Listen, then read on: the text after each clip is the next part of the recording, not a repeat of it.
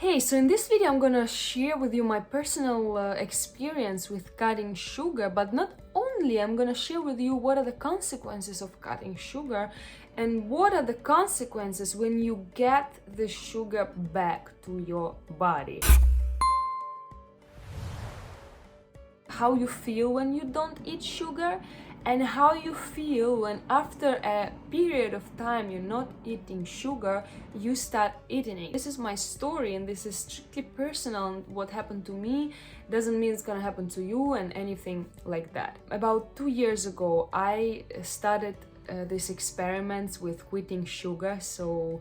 My first time was quitting sugar for 1 month, and I did not quit fruit, so I did just quit artificial sugar, so sweets, sugar, any sort of biscuits, whatever. I was feeling much lighter, my tummy got much skinnier, and overall I was feeling really good. Felt more focused and concentrated. My mood swings were sort of, I was pretty much on the same level, but I was still eating sugar, so from fruits I was still getting this insulin spike. Feeling sometimes when I was eating fruits that I'm getting a little bit foggier, but it was nothing compared when I was eating sweets. And then later on I decided to cut the sugar completely, so not cutting the sugar but cutting the insulin intake. So basically I said to myself, I don't want to have this insulin spikes in my body, so I'm gonna keep the insulin really low, and I decided to cut any sort of sugar that spikes the insulin. So basically it's all sort of carbs, because carbs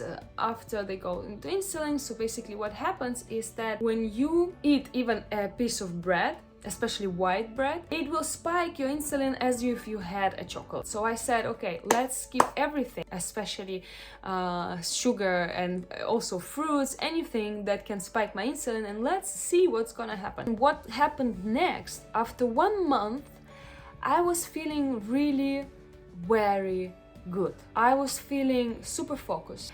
I had significant increase in mood. Basically I was feeling much happier. My body was feeling great because I lost weight. My skin was just like they say, I was glowing. So it did miracles. But then I had several weddings, and a lot of them, let me say. And of course you can't not eat first course on a wedding in Italy when it's pasta and everyone is sitting on the table and you're like, oh, I'm not eating this. And of course I had to eat. I basically started eating pasta and sugar and drinking alcohol again. All this thing brought me, of course, to feel a huge difference between no sugar and low insulin and sugar and insulin. And let me tell you, it was not high because I used to have a wedding and then after it I would still go no sugar, but still I would have these spikes every week because weddings were just popping on me.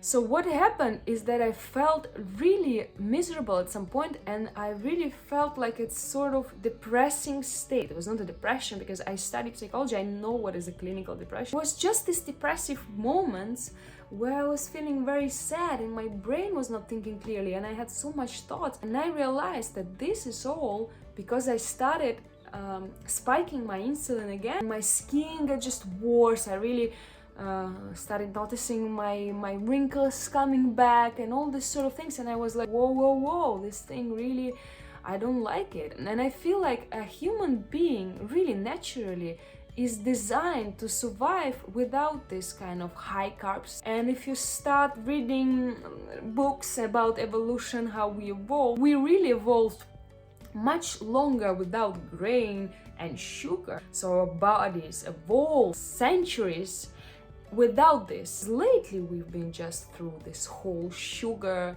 and carbs and all this sort of stuff. I believe a human being feels much better without sugar.